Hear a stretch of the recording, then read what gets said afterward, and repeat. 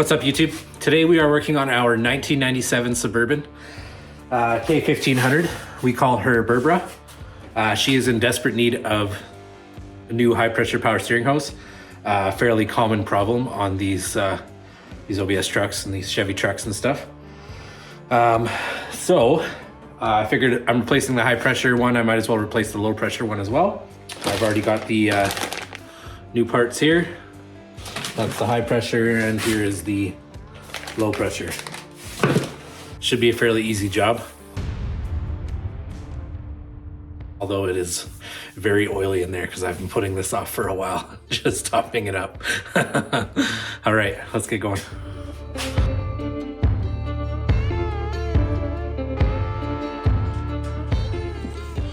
All right, so you can see here, this is the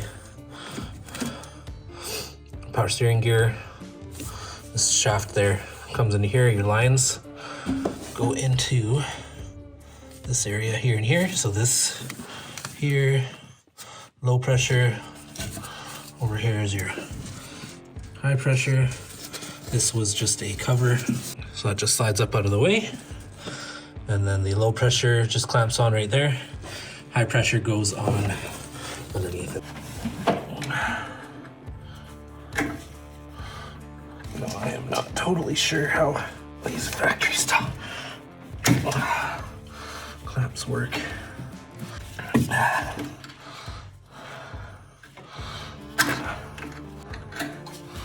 we go.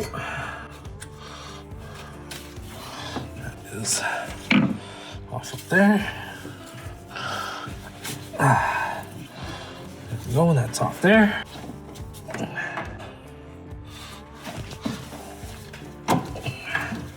So metric 18 millimeter. Size of wrench that you're looking for, metric 18 millimeter. This one for you as well.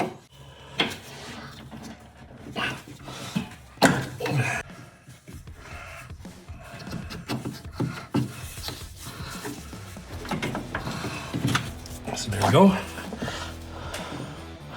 That is the low pressure. The high pressure.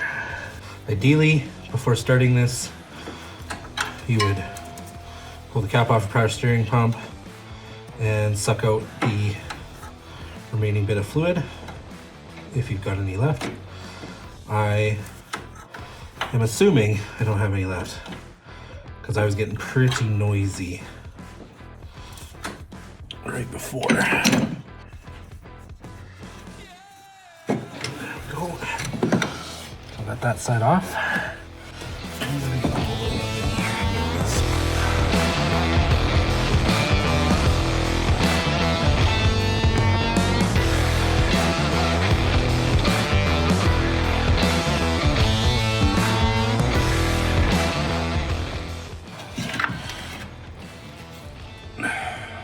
Here's that piece. So to get that bottom piece out, I'd highly recommend a pair of vice grips. Smaller than these though. I was able to make this work, but it was a lot of work. Some smaller set of vice grips, if it's stuck, would do good. I would also recommend getting a set of wrenches like this. I rounded it off because I started off with just a regular wrench trying to get that off, and rounded it off. So I used the 5/8, and this would have worked. So this here is our high pressure steering hose. This is the one that was leaking. One thing I forgot to mention before I put in the other one was that this angle here, slightly different on the new piece than on the old piece. And this sounds like a common typical problem that arises on all of these ordered new, basically.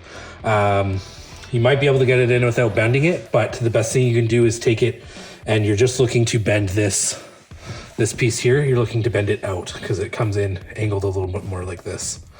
So you put it in a pair of vice grips, be careful, bend it slowly, don't wreck it, and you just want to bend this out slightly. I just put mine in a vise and bent it out until it matched, and that's what worked for me. So other thing you want to watch for when you're pulling these out is make sure that the O-ring came out with it on both ends. so that way you're not accidentally double gasketing it. This one here is our low pressure inserted onto the fitting with the hose clamp, and this end here screws into the gearbox. Same thing, you want to look for this O-ring, make sure that that is there, so that way when you put the new one on, you're not double gasketing it again. This here had that factory style hose clamp on it, and I just replaced it with a standard style hose clamp, just one that I had lying around. This one's all fairly flexible, so no issues putting this one in. The other thing I came across while installing them was, you can see here the threads are fairly dirty up above. It only actually threads in so far. So I thought I had been cross threading in, and I took it back out, double checked, and yes, it's only so deep. So you're only actually threading in a little bit, and there's quite a bit of threads that stick out. Okay, so high pressure line first, here we go. So I'm going to see if I can get it started. Go up here.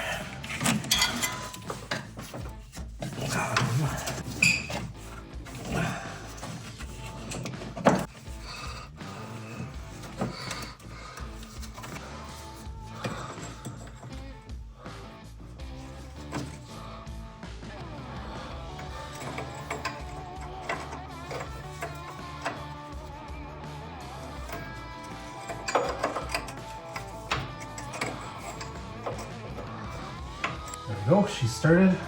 Super tight space down here, so it's like, now we can get this put back on here. Oh shit.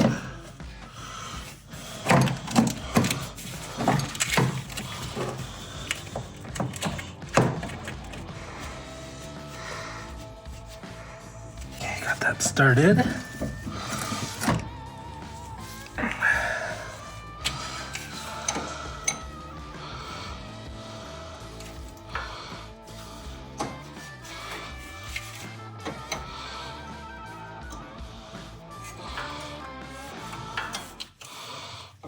This would also be way easier if you had a stubby that was a 18 mil. I do not.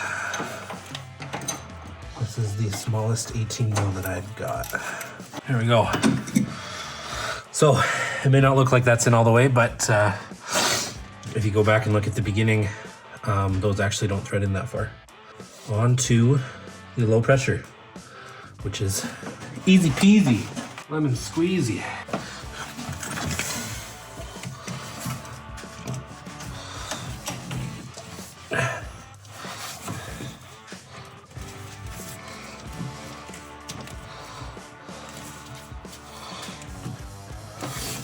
All right.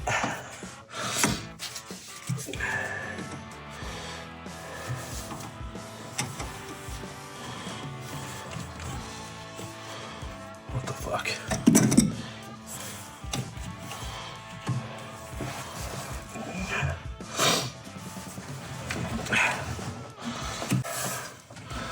Okay, that does that, and then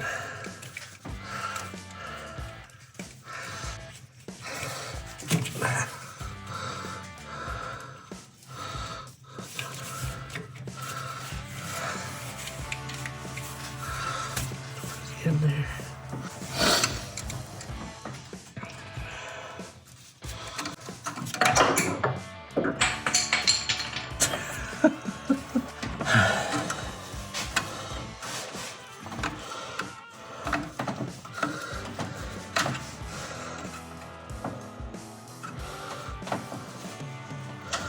Couple of other things to watch out for is this line here.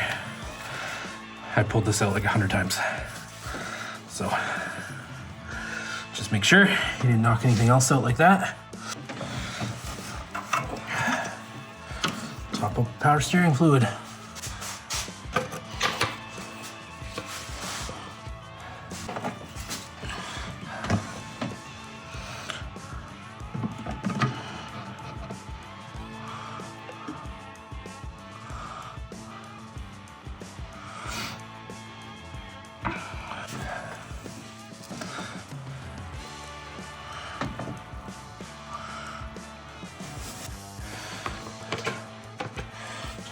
back up. Everything's covered in oil anyways. Moment of truth.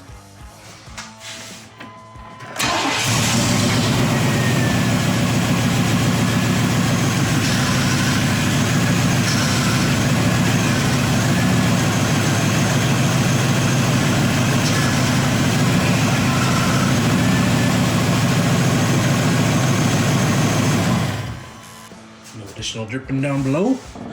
Was there any dripping here? Perfect. Okay, so there was no leaks. Double check our level here. Yeah, it looks like we're good there. Perfect. So there you go. And that's how you replace the power steering hoses on a 1997 Chevy Suburban. This would be the same for the pickup trucks and everything like that of the same generation with the 350 and probably the 305 as well.